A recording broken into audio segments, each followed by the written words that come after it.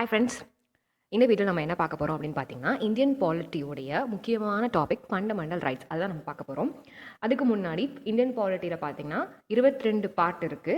Article பார்த்தீங்கன்னா மோர் தென் 395. ஆக்சுவலாக first வந்து கான்ஸ்டியூஷன் வந்து அடாப்ட் பண்ணும்போது 395 இருந்தது. அதுக்கப்புறம் நிறைய அமெண்ட்மெண்ட்ஸ் மூலியமாக நிறைய ஆர்டிக்கல் இன்சர்ட் பண்ணியிருக்காங்க. ஸோ மோர் தென் 395. ஓகேவா? ஸோ இம்பார்ட்டன்ட் ஆர்டிகல்ஸ் மட்டும் நம்ம பார்த்தா போதும். எல்லா ஆர்டிக்கலும் நம்ம பார்க்கணும் அவசியம் கிடையாது. ஷெடியூல் வந்து 12.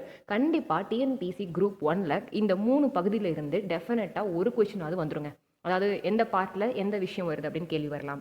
இந்த பர்டிகுலர் விஷயத்தை கொடுத்து இது எந்த ஷெடியூலில் வருதுன்னு கேட்கலாம். குரூப் 1ல் கேட்டிருந்தாங்க ஷெடியூல் பற்றி. இப்போ லாங்குவேஜ் பற்றி பார்த்தீங்கன்னா ஷெடியூல் 8ல் வரும்.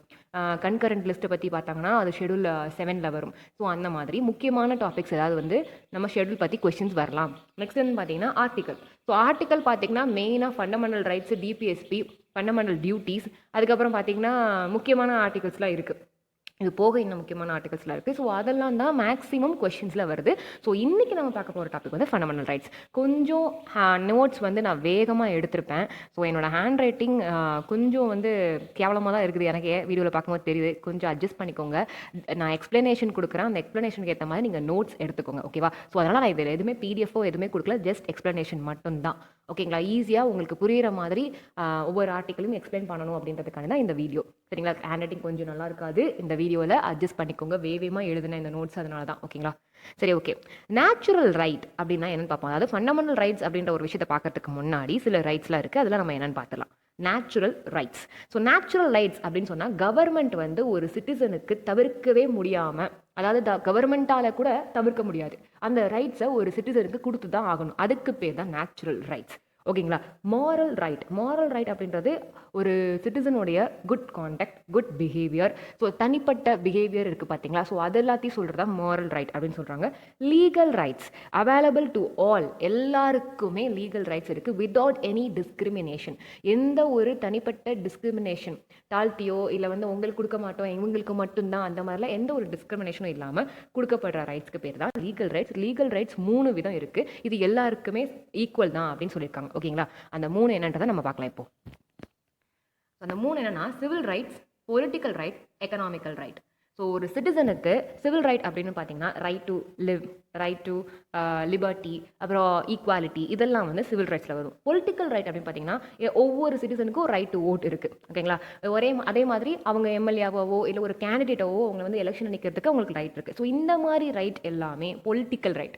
அஃபீஷியலாக ஒரு சிட்டிசன் ஆஃப் இந்தியாவுக்கு அந்த ரைட்ஸ் இருக்குன்னு தான் கொடுத்துருக்காங்க இந்தியன் கான்ஸ்டியூஷனில். அதுதான் பொலிட்டிக்கல் ரைட்ஸ்.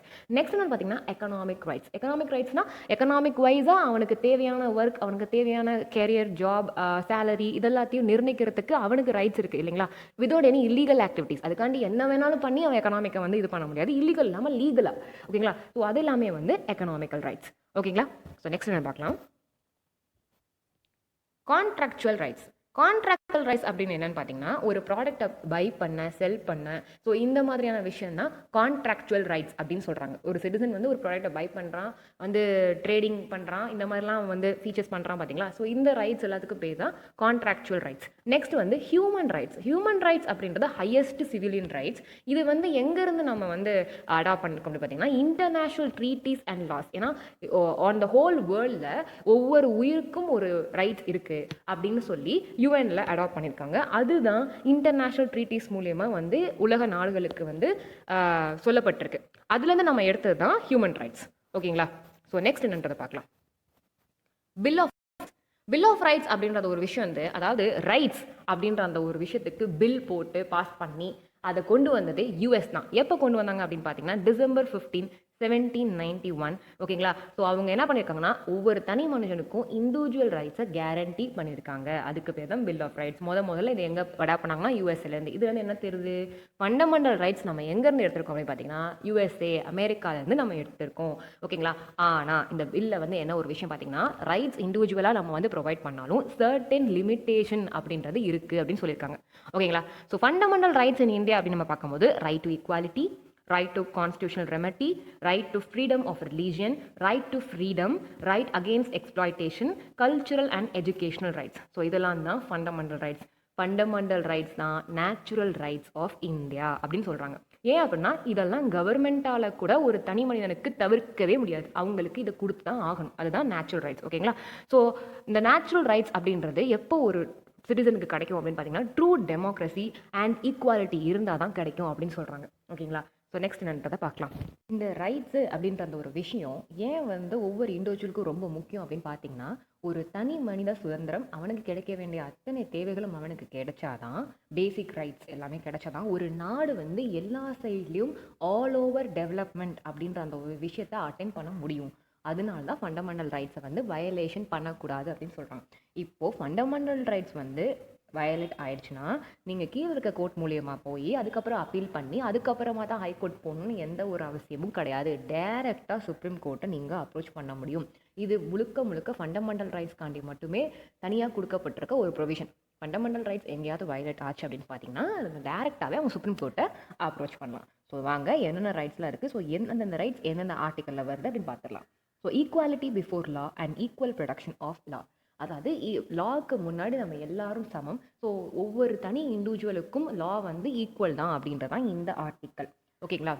நீங்கள், நான் இல்லை வேறு யாரோ எந்த ஒரு வேறுபாடும் இல்லாமல் அவனுக்கும் சாமானிய மக்களுக்கு கூட அவனுக்கு சேர வேண்டிய ஒரு விஷயம் சேரணும், லா மூலயமா அவனுக்கு கிடைக்க வேண்டியதை கிடைக்கணும் அப்படின்றதுக்கு தான் ஈக்குவாலிட்டி பிஃபோர் லா. ரைட்? சட்டத்துக்கு முன்னாடி நம்ம அனைவரும் சமமே அப்படின்றது தான் இது. So prohibition of discrimination on the grounds of religion, race, caste, sex, place of birth. So ஒரு ரிலீஜனை வச்சோ இல்லை ஒரு ரேஸ், அதாவது கலரை வச்சோ கேஸ்ட்டை வச்சோ ஒருத்தனை நம்ம தாழ்த்தி பேசவோ கிண்டல் பண்ணவோ இந்த மாதிரி எதுவுமே நம்ம பண்ணக்கூடாது. அது இந்த ஆர்டிக்கல் பார்த்தீங்கன்னா article 15. Okay, equality of opportunity in matters of public opinion. So நீங்கள் யாராக வேணாலும் இருக்கலாம், எப்படி வேணாலும் இருக்கலாம், உங்களுடைய படிப்பு தகுதிக்கு ஏற்ற மாதிரி equality of opportunity in public affairs, public எம்ப்ளாய்மெண்ட்டில், கவர்மெண்ட் எம்ப்ளாய்மெண்ட் அப்படின்ற அந்த ஒரு விஷயத்தில் ஈக்குவலாக உங்களுக்கு ஆப்பர்ச்சுனிட்டி அப்படின்றது கிடைக்கணும் அப்படின்றதுக்கு article 16. So abolition of untouchability and prohibition of its article 17. So தீண்டாமை அந்த ஒரு விஷயம் அப்படின்றது முன்னாடி இருந்தது, ரொம்ப ஹையாக இருந்தது. ஸோ கேஸ்ட் வச்சு தொடக்கூடாது, வைக்கக்கூடாது, கலர் வச்சு தொடக்கூடாது, இந்த மாதிரிலாம் இருந்தது. ஸோ அந்த மாதிரி எந்த ஒரு டிஸ்கிரிமினேஷன் இருக்கக்கூடாது அப்படின்றதுக்காண்டி தான் abolition of untouchability, practice of its prohibition of its practice அப்படின்றது ஆர்டிகல் 17. ஓகேங்களா? So abolition of titles. So ஒரு தனி மனிதனுக்கு அவனுக்கு அவனே பட்டம் கொடுத்துக்கிறதெல்லாம் கண்டிப்பாக செல்லாது அப்படின்னு சொல்லிட்டாங்க, accept military and academic titles. ஓகேங்களா? ஆர்டிகல் 18 இது. ஓகே, ஸோ நெக்ஸ்ட் என்ன பார்த்தீங்கன்னா right to freedom. So right to freedom article 19 to 22. சரிங்களா? ஸோ ஆர்டிகல் 19 என்ன சொல்லுது அப்படின்னு பார்த்தீங்கன்னா, ப்ரொடக்ஷன் ஆஃப் 6 ரைட்ஸ், மொத்தமாக 6 ரைட்ஸை ப்ரொடக்ட் பண்ணுறாங்க. என்னென்ன அப்படின்னா, ஒரு தனி மனிதனுடைய 6 ரைட்ஸ் என்னென்னு பார்த்தீங்கன்னா, freedom of speech and expression, assembly, association, movement, resident, profession. So இது எல்லாத்துக்குமே அவங்க லீகலாக ப்ரொடக்ஷன் கொடுக்குறாங்க. ஆர்டிகல் 19. ஓகே, ஒரு அசோசியேஷன் ஃபார்ம் பண்ணுறதா இருக்கட்டும், இல்லை ஒரு அசம்பிளி ஃபார்ம் பண்ணுறதா இருக்கட்டும், அவனோட ரெசிடென்ஸ் ஏரியாவில் அவன் ஃப்ரீயாக பேசுகிறதுக்கு, எக்ஸ்பிரஸ் பண்ணுறதுக்கு, எந்த ஒரு கருத்து ஷேர் பண்ணுறதா இருந்தாலும் அவனுக்கு ஃப்ரீ ஸ்பேஸ் கொடுத்துருக்காங்க இந்தியாவில். ஓகேங்களா? அது உங்களுக்கே தெரியும், ட்விட்டரில் எல்லாருமே அவங்களோட தனிப்பட்ட கருத்தை ஷேர் பண்ணுறாங்க, நீங்கள் பார்த்துருப்பீங்க எல்லாருமே சோஷியல் மீடியாவில். ஸோ அதுக்கு எல்லாத்துக்குமே அவங்க ரைட்ஸ் ப்ரொவைட் பண்ணியிருக்காங்க அண்டர் ஆர்டிகல் 19. அடுத்த ஆர்டிக்கல் என்ன அப்படின்னு பார்த்தீங்கன்னா ஆர்டிகல் 20. இது என்ன சொல்லுது அப்படின்னு பார்த்தீங்கன்னா, protection in respect of conviction for offences. அதாவது அஃபென்ஸ் பண்ணவங்களுக்கு கூட ப்ரொடக்ஷன் அப்படின்ற அந்த ஒரு விஷயம் இதுக்குள்ளே வச்சுருக்காங்க. அது எப்படிங்க அப்படின்னு நீங்கள் கேட்டிங்கன்னா, இப்போ யாரையாவது கஸ்டடியில் அரெஸ்ட் பண்ணியிருக்காங்க அப்படின்னா ஈச் அண்ட் எவ்ரி பர்சன் 24 ஹவர்ஸ்க்குள்ளே மெஜிஸ்ட்ரேட் கிட்ட அவங்க ரிப்போர்ட் பண்ணி ஆகணும். இல்லை அப்படின்னு சொன்னால் அவங்களுக்கான பாதுகாப்பு கிடைக்காம போயிடும் அப்படின்ற அந்த அடிப்படையில், so even they are convicted to the offence, அவங்கள ப்ரொடெக்ட் பண்ணணும் அப்படின்றதுக்காண்டி தான். அதாவது அவங்களுக்கு என்ன நடக்குது அப்படின்றது அஃபீஷியல்ஸ்க்கு டீட்டெயிலாக தெரியணும் அப்படின்றதுக்காண்டி தான். ஸோ ஏன்னா அவங்க தப்பே பண்ணாமல் அரெஸ்ட் ஆகிருக்கலாம், அவங்க தரப்பில் இருந்து அவங்க ஏதாவது ப்ரொவைட் பண்ணணும்னு நினைக்கலாம். ஸோ இந்த மாதிரி இஷ்யூஸ்க்காண்டி தான் அதை வச்சுருக்காங்க. ஓகேவா? ஸோ நெக்ஸ்ட் என்ன, ஆனால் இது எக்ஸப்ஷனல் இருக்குது. இது ஒன்லி ஃபார் ஆர் சிட்டிசன். இதே இது எனிமி ஏலியன், அதாவது எனிமி கண்ட்ரியில் இருக்கக்கூடிய யாராவது ஒருத்தவங்களை கஸ்டடியில் அரெஸ்ட் பண்ணிட்டாங்க, லைக் பங்களாதேஷ்லேருந்து வந்தவங்களையோ இல்லை ஒரு பாகிஸ்தான்லேருந்து வந்தவங்களையோ அந்த மாதிரி பண்ணிட்டாங்க அப்படின்னா, அந்த மாதிரி 24 ஹவர்ஸ்க்குள்ள மெஜிஸ்ட்ரேட்டில் சப்போர்ட் பண்ணணும், இந்த மாதிரி இந்த ஆர்டிக்கல் கீழே அவங்களுக்கு தேவையான ப்ரொடக்ஷன் கொடுக்கணும் அப்படின்ற அவசியம் கிடையாது. ஓகேங்களா? நெக்ஸ்ட் என்னன்னு பார்த்தீங்கன்னா, protection of life and personal liberty. So article 21, protection of life and personal லிபர்ட்டின்றது ஈவன் எமர்ஜென்சி அப்போ கூட இந்த ஒரு ஆர்டிக்கல் எப்போவுமே இருக்கும் அப்படின்னு சொல்லியிருக்காங்க. ஓகேங்களா? மித்த எல்லா ஃபண்டமெண்டல் ரைட்டும் எமர்ஜென்சி அப்போ இருக்காது. பட் ஆர்டிகல் 21 அப்படின்றது டெஃபினட்டாக ஈவன் எமர்ஜென்சி அப்போ கூட ப்ரிவைல் ஆகும். ஒரு தனி மனித சுதந்திரம், தனி மனித லைஃபை வந்து பாதுகாக்கப்பட வேண்டியது ஒரு நேஷனுடைய கடமை அப்படின்றனால ஆர்டிகல் 21 இருக்குது அப்படின்னு சொல்லியிருக்காங்க ஈவன் வார் டைம் அப்போ. ஸோ நெக்ஸ்ட் என்னன்னு பார்த்தீங்கன்னா right to elementary education. So right to elementary எஜுகேஷன்றது அமெண்ட்மெண்ட் மூலியமாக கொண்டு வந்த ஒரு விஷயம். ஓகேங்களா, கான்ஸ்டியூஷன் அடாப்ட் பண்ணும்போது ஃபார்மலாக இல்லை, அதுக்கப்புறமா பில் பாஸ் பண்ணி ஆக்டாக கொண்டு வந்தாங்க. ஸோ அமெண்ட்மெண்ட் மூலயமா கொண்டு வந்தது, அதனால தான் ஆர்டிகல் 21A அப்படின்னு சொல்லியிருக்காங்க. ஓகேங்களா, நெக்ஸ்ட் என்ன பார்த்தீங்கன்னா production against arrest and detention in certain cases. இப்போ அரெஸ்ட் அண்ட் டிடென்ஷன் அப்படின்னு சொல்லி சில கேசஸ்லாம் வந்து போட்டு பண்ணாங்க அப்படின்னா அவங்களுக்கு வந்து ஜாமீன் அப்படின்ற அந்த ஒரு விஷயம் கிடையாது. ஆனால் அது எந்த க்ரைட்டீரியாவுக்கு சொல்லியிருக்காங்களோ அந்த க்ரைட்டீரியாவுக்கு மட்டும்தான் யூஸ் பண்ணணும். சில க்ரைட்டீரியாவுக்கு கிடையாது, சில கேசஸ்க்குலாம் வந்து அரெஸ்ட் அண்ட் டிடென்ஷன் பண்ணால் கூட அவங்களுக்கு ப்ரொடக்ஷன் அப்படின்றது ப்ரொவைட் பண்ணும் அப்படின்னு சொன்னால் அவங்க ப்ரொவைட் பண்ணி தான் ஆகணும். அதுதான் ஆர்டிகல் 22.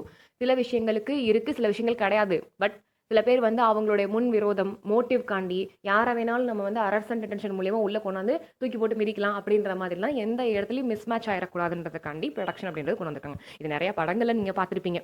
ஓகேங்களா, ஸோ நெக்ஸ்ட் என்ன பார்த்தீங்கன்னா இப்போ படங்களில் பார்த்தது அந்த என்ன ஆர்டிகல் அப்படின்றத கிளியராக பார்த்துக்க போறீங்க, அவ்வளோதான். ஸோ ரைட் அகெயின்ஸ்ட் எக்ஸ்ப்ளாய்டேஷன் அப்படின்றது இருக்குது. ஸோ அது 2 ஆர்டிகல் இருக்குது, article 23 and article 24. So article 23 என்ன சொல்லுது அப்படின்னு பார்த்தீங்கன்னா prohibition of traffic in human beings and forced labour அப்படின்றாங்க. அதான் ஆர்டிகல் 23. அதாவது ஹியூமனை கடத்தி ஃபோர்ஸ் பண்ணி லேபர் வேலை பார்க்கறது, சுரங்கத்தில் போய் வேலை பார்க்கணும்னு சொல்கிறது. அந்த காலத்துலலாம் ராஜாக்கள் வந்து என்ன பண்ணுவாங்கன்னா ஒரு நாட்டில் இருக்கிற மித்த வீரர்களை பிடிச்சிட்டாங்கன்னா அவங்களை அடிமையாக ஃபோர்ஸ் லேபராக யூஸ் பண்ணுவாங்க. ஸோ அந்த மாதிரி யாரையும் நம்ம யூஸ் பண்ணிடக்கூடாது, ஃபோர்ஸ் லேபராக கொண்டுட்டு போயக்கூடாது. ஹியூமன் கடத்துறது, ஹியூமன் டிராஃபிக் அந்த மாதிரி விஷயங்கள் பண்ணக்கூடாதுன்னு தான் 23 அதாவது ப்ராகிபிட் பண்ணுறாங்க. ஓகேவா, ஓ ஐ எம் சாரிங்க, எக்ஸ்ட்ரீம்லி சாரி. ஆர்டிகல் 24 என்ன அப்படின்னு பார்த்தீங்கன்னா நான் மேலே இருக்கிறதே கீழே எடுத்து வச்சிட்டேன். அதாவது ரைட் ஆஃப் சில்ட்ரன், அதாவது prohibition of employment of children in factories. இந்த மாதிரி நிறைய இடங்களில் வந்து சில்ட்ரனை கூட ஃபோர்ஸ்ட் லேபராக யூஸ் பண்ணுறாங்க பார்த்தீங்களா. ஸோ அது வந்து ஒரு எக்ஸ்ப்ளாய்டேஷன் தான். ஏன்னா குழந்தைங்கள் தான் நாளைக்கு இருக்கக்கூடிய யங்ஸ்டர்ஸ். அவங்க வந்து அவங்களுக்கான சுதந்திரம் எல்லாமே கிடைக்கணும். அவங்கள வந்து ஃபேக்ட்ரிலையோ இல்லை சில விஷயங்கள்லையோ ஈடுபடுத்தி ஃபோர்ஸ் பண்ணி அவங்கள எக்ஸ்ப்ளாய்ட் பண்ணோம் அப்படின்னா நாடே எக்ஸ்ப்ளாய்ட் பண்ணுற மாதிரி. ஸோ அந்த விஷயம் தான் ஆர்டிகல் 24. நீங்கள் மேலே இருக்கிறதே நான் கீழே எழுதி வச்சுட்டேன். அதான் சொன்னல, நோட்ஸே ரொம்ப வேகமாக விரட்டி எழுதுனேன். அதனால தான் அது மட்டும் கொஞ்சம் அட்ஜஸ்ட் பண்ணிக்கோங்க. மேனுவலாக நம்ம எழுதுனதானே, சில மிஸ்டேக்ஸ் வரதான் செய்யும், ப்ளீஸ் தப்பா எடுத்துக்காதீங்க. ஸோ ஆர்டிகல் 24 என்னன்னு பார்த்தீங்கன்னா prohibition of employment of children in factories and etceteras.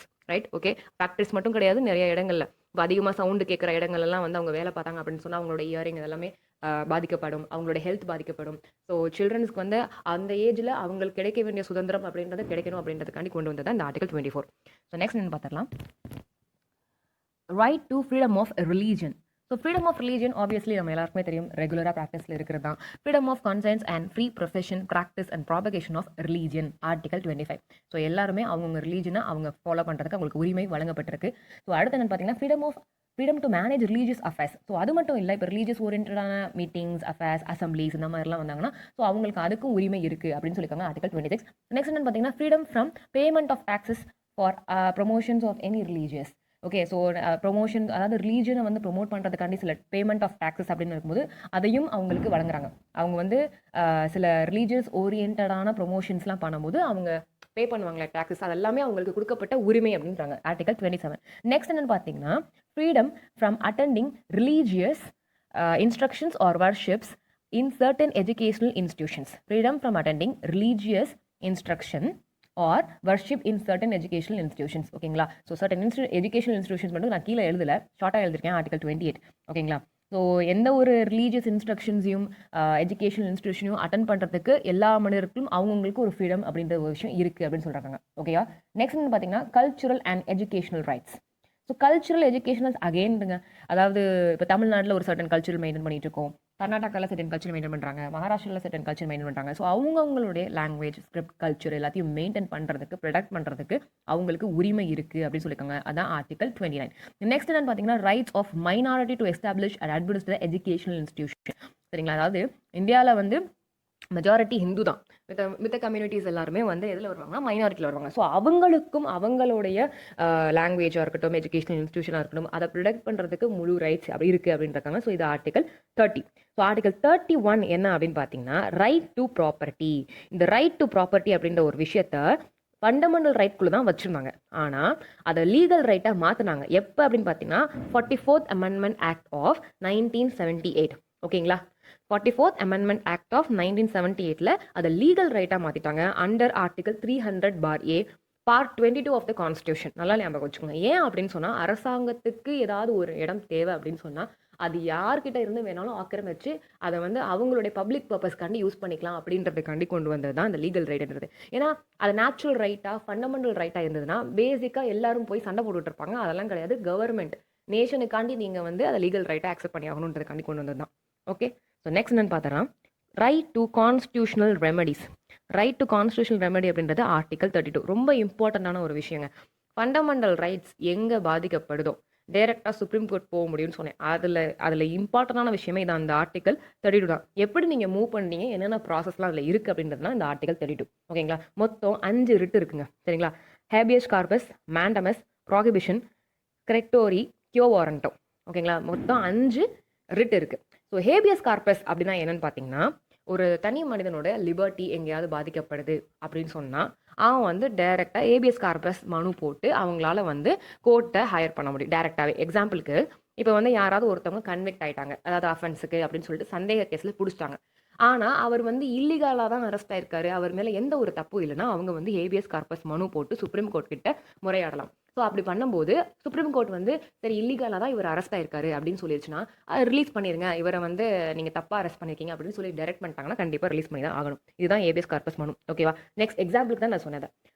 Writ of mandamus. Writ of mandamus நம்ம டேரெக்டாக போய் பண்ண முடியாது. ஓகேங்களா? ரிட்டை வந்து நம்ம டேரெக்டாக கிளைம் பண்ண முடியாது. இப்போ ஏதாவது ஒரு பப்ளிக் அஃபிஷியல் ஒழுங்காக வைக்கலன்னு சொன்னால் நம்ம கோர்ட்டில் வந்து கம்ப்ளைண்ட் பண்ணலாம். அப்போ கோர்ட் வந்து என்கொயரி பண்ணுவாங்க. இந்த ஒர்க்கை வந்து ஏன் நீங்கள் பண்ணலை, இது வரைக்கும் நீங்கள் பண்ணாததுக்கு இவ்வளோ ஃபைன் கட்டுங்க, ஸோ இனிமேல் இந்த ஒர்க்கை நீங்கள் ஒழுங்காக பண்ணணும்னு சொல்லி டிரெக்ட் பண்ணுவாங்க அந்த பப்ளிக் ஆர்கனைசேஷனையோ பப்ளிக் ஆஃபீஸையோ.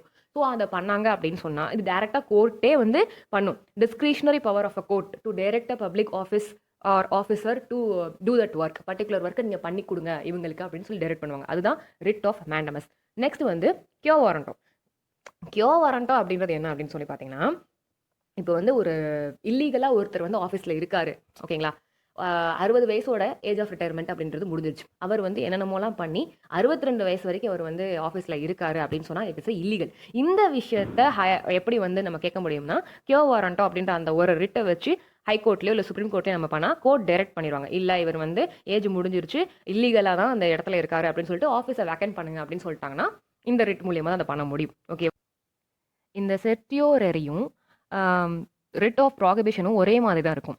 பட் ரிட் ஆஃப் ப்ராகிபிஷனில் என்ன அப்படின்னு பார்த்தீங்கன்னா, ஒரு ஹைகோர்ட்டோ இல்லை லோயர் கோர்ட்டோ அதோடைய ஜுரிடிக்ஷனை தாண்டி அதோடைய கெப்பாசிட்டியை தாண்டி ஏதாவது ஒரு பவரோ லிமிடேஷன்ஸோ பண்ணுச்சு அப்படின்னு சொன்னால் அப்போ ஹைகோர்ட்டு சுப்ரீம் கோர்ட்டும் உனக்கு இருக்கிற லிமிட்டே இவ்வளோ தான், இது ஏன் நீ வெளியில் வந்து இந்த மாதிரிலாம் பண்ணிட்டு இருக்க, நீ பண்ணுறது சரியில்லை அப்படின்னு சொல்லி ஸ்டே ஆர்டர் வாங்குறது. அதுதான் ப்ராகிபிஷன்.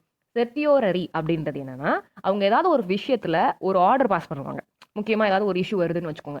அந்த இஷ்யூக்கு வந்து இன்ஃபீரியர் கோர்ட் ஒரு ஆர்டர் பாஸ் பண்ணுவாங்க. அந்த ஆர்டர் வந்து ஃபண்டமெண்டல் ரைட்டையோ இல்லை சரி வரல அப்படின்னு சொல்லி சுப்ரீம் கோர்ட்டோ ஹைகோர்ட்டோ ஃபீல் பண்ணாங்க அப்படின்னா அப்போ வந்து செர்டியோரரி யூஸ் பண்ணி அவங்க பாஸ் பண்ண ஆர்டர் வந்து ஸ்குவாஷ் பண்ணுறதுக்கு வாய்ப்பு இருக்குது. இவ்வளோதான் ரெண்டுமே. கொஞ்சம் நியராக ரெண்டுமே சேம் மாதிரி தெரியும். பட் இது வந்து அது லிமிட்டை தாண்டி செயல்படுற விஷயம். இது வந்து அது கொடுத்த ஆர்டர் வந்து அப்ளிகபிள் சரியாக வராது அப்படின்னு சொல்லி மேல் கோர்ட் வந்து நினச்சாங்க அப்படின்னு சொன்னால் அதை ஸ்குவாஷ் பண்ண முடியும். அவ்வளோதான். மற்றபடி habeas corpus, mandamus, quo warranto literally ரொம்பவே டிஃப்ரெண்ட் தான். ஈஸி தான் ஞாபகம் வச்சுக்கலாம். சரிங்களா? ஏன்னா நான் ப்ராகிபிஷன் செர்டியோரரியும் கொஞ்சம் ஒரே மாதிரி எக்ஸ்பிளைன் பண்ண மாதிரி எனக்கே தோணுச்சு. ஸோ அதனால் கிளியராக சொல்லியிருக்கேன். ஸோ நெக்ஸ்ட் என்னன்னு பார்த்தீங்கன்னா சைல்ட் ரைட்ஸ். சைல்ட் ரைட்ஸ் என்ன அப்படின்னு பார்த்தீங்கன்னா, ஒவ்வொரு குழந்தைக்கும் கிடைக்க வேண்டிய ஒரு உரிமை அப்படின்றது தான் சைல்ட் ரைட்ஸ். ஓகேங்களா? 18 இயர்ஸ்க்கு கீழே இருக்கிறவங்க எல்லாருமே சைல்டு தான் அப்படின்னு சொல்லி யுஎன்ஓ யுனைடெட் நேஷன் ஆர்கனைசேஷன் வந்து சொல்லியிருக்காங்க. ஓகே. இட் இஸ் ரிஃப்ளெக்டட் இந்த article 25 of the universal declaration of human rights அப்படின்றது 2 தடவை எழுதியிருக்கேன், கோச்சுக்காதீங்க இதுக்கும். ஓகே. 2 தடவை ஹியூமன் ரைட்ஸ் அப்படின்றது வச்சுக்கேன். Universal declaration of human rights அப்படின்ற அந்த இடத்துல ஆர்டிகல் 25ல் சொல்லியிருக்காங்க. ஸோ ஓகேவா? அங்கேருந்து தான் யுஎன்ஓ வந்து இதை 18 இயர்ஸ் கீழே வந்து சைல்டு அப்படின்னு சொல்லியிருக்காங்க. Okay. So UN general assembly எப்போ இதை அடாப்ட் பண்ணாங்க அப்படின்னு பார்த்தீங்கன்னா 20th November 1989 தான் அடாப்ட் பண்ணியிருக்காங்க சைல்டு ரைட்ஸ் எல்லாமே. ஸோ சைல்டுக்கான ரைட்ஸ் என்னென்ன அப்படின்னு பார்த்தீங்கன்னா, right to life, right to family environment, right to education, right to benefit from social security, right against sexual exploitation, right against sale or trafficking, right against other forms of exploitation like child labour. So சைல்டுக்கு அதோடைய முன்னேற்றத்துக்கான விஷயத்துக்கு தான் நம்ம support பண்ணணும். அதை exploit பண்ணுற எந்த விஷயமா இருந்தாலும் நம்ம சப்போர்ட் பண்ணக்கூடாது அப்படின்றது தான் இது. ஓகே. ஸோ நெக்ஸ்ட் என்னன்னா ரைட் டு எஜுகேஷன்றது அமெண்ட்மெண்ட் மூலியமாக ஆட் பண்ணாங்க அப்படின்னு நான் உங்களுக்கு சொன்னேன். ஸோ அது என்ன அமெண்ட்மெண்ட் அப்படின்னு பார்த்தீங்கன்னா 86th அமெண்ட்மெண்ட். எப்போ அப்படின்னு பார்த்தீங்கன்னா 2002 தான் அந்த அமெண்ட்மெண்ட் கொண்டு வந்திருப்பாங்க. So India to provide free and compulsory education அப்படின்றது தான் அந்த அமெண்ட்மெண்ட்டோடைய நோக்கமே. ஓகே, ஸோ 6 to 14 இயர்ஸ் தான் அதோடைய டார்கெட். ஸோ ஆர்டிஇ அப்படின்னா right to education act 2009. Free and compulsory elementary education அப்படின்றது தான் இந்த ஆக்ட் சொல்ல வருது. ஓகேங்களா? ஸோ இந்த ஆக்ட் வந்து எப்போ ஆக்டிவ் ஆச்சு, அதாவது செயல்பட ஆரம்பிச்சிச்சு அப்படின்னு பார்த்தீங்கன்னா April 1, 2010 தான். ஆனால் கொண்டு வந்தது பார்த்தீங்கன்னா 2009. ஓகேங்களா? ஸோ இதை நல்லா நோட் பண்ணி வச்சுக்கோங்க. எஃபெக்ட்டுக்கு வந்ததுன்னு கேட்டாங்கன்னா நீங்கள் 2010 செலக்ட் பண்ணணும். எப்போ இந்த ஆக்ட் வந்து ப்ரொசீட் பண்ணாங்க அப்படின்னு பார்த்தீங்கன்னா 2009. ஓகேங்களா? ஸோ நெக்ஸ்ட் என்னன்னு பார்த்தீங்கன்னா right to information act. So நம்ம ஆர்டிகல் 19 பார்த்தோம். என்ன அப்படின்னா freedom of speech and expression. Article 19 clause 1 என்ன அப்படின்னு பார்த்தீங்கன்னா ஃபுல் ரைட்ஸ் டு இன்ஃபர்மேஷன் அப்படின்றதும் அதுக்குள்ளே வருது. என்ன ஃபுல் ரைட்ஸ் டு இன்ஃபர்மேஷன் அப்படின்னு பார்த்தீங்கன்னா as a citizen of India government வந்து என்ன பண்ணுறாங்க, எந்த ஒரு கவர்மெண்ட் பாடியும் என்ன வேலை பண்ணுறாங்க அப்படின்றத இன்ஃபர்மேஷனை நம்ம தெரிஞ்சுக்கிறதுக்கு முழு ரைட்ஸ் இருக்குன்னு சொல்லியிருக்காங்க. அதை எப்போ கொண்டு வந்தாங்கன்னா 2005 கொண்டு வந்தாங்க. ஓகேங்களா? ஸோ அந்த ரைட் என்ன சொல்லுதுன்னா body of government or state body, ஏதாவது இன்ஸ்டியூட்டோ ஆர்கனைசேஷனோ ஆர்டிஏ ஆக்ட் யாராவது போட்டாங்க அப்படின்னு பார்த்தீங்கன்னா வித்தின் 30 டேஸில் அந்த டிபார்ட்மெண்ட் என்ன ஒர்க் பண்ணியிருக்கு, என்ன ப்ரொசீஜர் பண்ண போகிறாங்க அப்படின்றத அவங்களுக்கு கொடுத்தே ஆகணுங்க. ஓகேங்களா? எப்போ பாஸ் பண்ணாங்க அப்படின்னு பார்த்தீங்கன்னா ஜூன் 2005 பாஸ் பண்ணாங்க. எப்போ ஆக்டிவ் ஆச்சு அப்படின்னு பார்த்தீங்கன்னா 12 October 2005. ஆனால் இதுலேயும் ஒரு எக்ஸப்ஷன் என்னன்னு பார்த்தீங்கன்னா இன்டெலிஜென்ஸ் அண்ட் செக்யூரிட்டி ஆர்கனைசேஷன்ஸ் இதுலேருந்து எக்ஸப்ஷன். அதாவது அவங்களுக்கு இன்ஃபர்மேஷன் ஆக்ட் அப்படின்னு போட்டு நீங்கள் என்ன பண்ணுறீங்க, என்ன வேலை செய்கிறீங்க சொல்லுங்க பார்க்கலாம் அப்படின்னு நம்மளால கேள்வி கேட்க முடியாது. ஏன்னா அது ஃபுல் அண்ட் ஃபுல் சீக்ரெட்டாக கவர்மெண்ட்டோடைய சில சீக்ரெட்டான விஷயங்கள். So intelligence and security agency எல்லாமே இதுக்கு ஆன்சர் பண்ணணும் அப்படின்ற அவசியம் கிடையாது. ஒன்று. ரெண்டாவது என்ன பார்த்தீங்கன்னா அவங்களும் இதுக்குள்ளே வருவாங்க. எப்போ அவங்களையும் நம்ம ஆர்டி ஆக்ட் போடலாம். எப்போன்னு பார்த்தீங்கன்னா corruption and human rights violation அந்த டிபார்ட்மெண்ட் பண்ணிட்டாங்க அப்படின்ற இன்ஃபர்மேஷன் வந்துச்சுன்னா டெஃபினட்டாக அவங்க மேலேயும் ஆர்டிஐ அப்படின்ற ஒரு விஷயம் அப்ளை பண்ணலாம். ஓகேங்களா? ஸோ இவ்வளோ தான் நம்மளுக்கான பேசிக் அண்ட் ரொம்ப இம்பார்ட்டன்ட் ரைட்ஸை பற்றி நான் எல்லாமே சொல்லிட்டேன். ஸோ நம்மளோட சேனலில் டெலிகிராம் சேனல் இருக்குது, ஃபேஸ்புக் பேஜ் இருக்குது, இன்ஸ்டாகிராம் சேனல் இருக்குது. ஸோ அதோட எல்லா லிங்க்குமே நான் வந்து உங்களுக்கு வந்து இந்த வீடியோட டிஸ்கிரிப்ஷனில் ஷேர் பண்ணியிருக்கேன். ஸோ நீங்கள் அதில் ஜாயின் பண்ணிடுங்க. ஆல்மோஸ்ட் எல்லாருக்குமே டெலிகிராம் இருக்கும்னு எனக்கு தெரியும். ஸோ எதுக்கு அப்படின்னு சொன்னால் சில நேரங்களில் வந்து நோட்டிஃபிகேஷன் உங்களுக்கு வராமல் போயிடும். யூடியூப்பில் வீடியோ அப்லோட் ஆகிடுச்சா நோட்டிஃபிகேஷன் வராமல் போயிடும். ஸோ நான் வந்து வீடியோ அப்லோட் பண்ண உடனே இந்த 2 பேஜ்லையுமே உங்களுக்கு வந்து இன்ஃபர்மேஷன் நான் பாஸ் பண்ணிடுவேன். அதுக்காண்டி தான் நான் ஜாயின் பண்ண சொல்கிறேன். ஓகேங்களா? வேறு எந்த ஒரு பர்பஸும் கிடையாது. உங்களுக்கு ஏதாவது டவுட்ஸ் இல்லை வந்து உங்களுக்கு எக்ஸாம் பற்றின டவுட்ஸாக இருக்கட்டும், இல்லை வந்து எப்படி அப்ரோச் பண்ணணும் அப்படின்ற டவுட்ஸாக இருக்கட்டும், பர்சனலாக நான் என்னுடைய நம்பர் வந்து இதில் கொடுத்துருக்கேன். நம்மளுடைய இது யூடியூப் சேனலோட நம்பர் நான் கொடுத்துருக்கேன். நீங்கள் உங்களுக்கு என்ன டவுட்னாலும் அதில் நீங்கள் வந்து எனக்கு கேட்கலாம். நான் டெஃபினட்டாக நான் ஃப்ரீயாக இருக்க டைம் பார்த்து உங்களுக்கு ரிப்ளை பண்ணிடுவேன். ஏதாவது கமெண்ட்ஸ்க்கு வந்து நான் ரிப்ளை பண்ணலைன்னு நீங்கள் ஃபீல் பண்ணாதீங்க. நான் லேட்டாக ரிப்ளை பண்ணுவேன், அவ்வளோ நான் பார்த்துருக்க மாட்டேன். பார்த்துட்டா நீங்கள் என்ன கமெண்ட் பண்ணாலும் டெஃபினட்டாக அதுக்கு நான் ரிப்ளை பண்ணிடுவேன். ஸோ இந்த சேனல் இந்த வீடியோ உங்களுக்கு யூஸ்ஃபுல்லாக இருந்துச்சு அப்படின்னு நினச்சிங்கன்னா உங்கள் ஃப்ரெண்ட்ஸ், உங்கள் ஃபேமிலி யாருக்காவது யூஸ்ஃபுல்லாக இருக்குன்னு நினச்சிங்கன்னா எல்லாருக்கும் ஷேர் பண்ணுங்கள், சப்போர்ட் பண்ணுங்கள், லைக் பண்ணுங்கள், கமெண்ட் பண்ணுங்கள். தேங்க்யூ.